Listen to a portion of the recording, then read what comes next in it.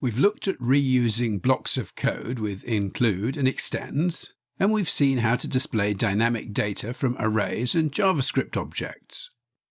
Now we can combine these two techniques in a very neat way of maximizing the efficiency of our code with the minimum of repetition. We do this with Pug mixins. Mixins allow us to output a block of HTML into which we have passed dynamic data. We can use this to create our friends list in a very compact way.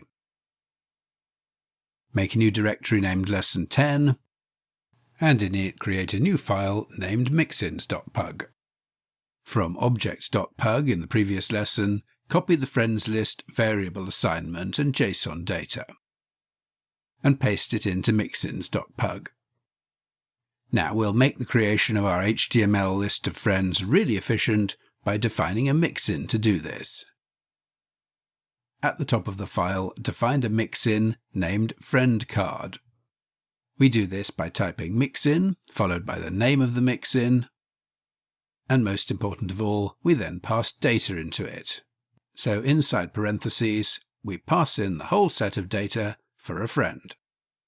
Mixin friendCard parentheses friend. Indented inside the mixin, we now output the data for a friend.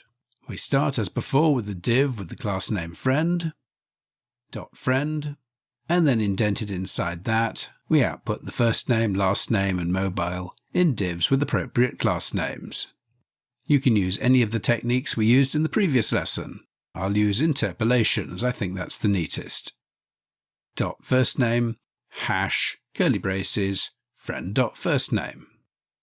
.lastname, hash, curly braces, friend.lastname.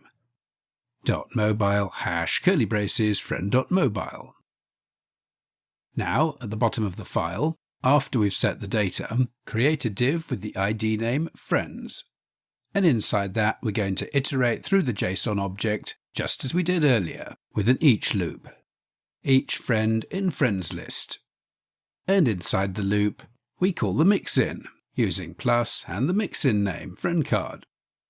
Plus friendCard, parentheses, and the data to pass in, friend.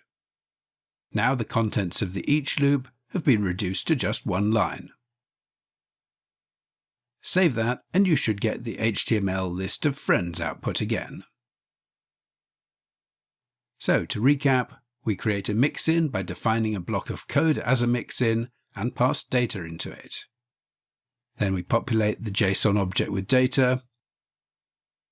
We create an each loop to iterate through the JSON object, returning the details of one friend at a time.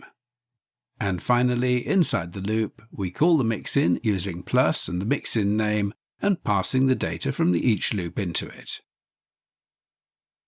And that's how mixins work. Very neat. In the next lesson, we'll put what we've learned into action in a more complete website.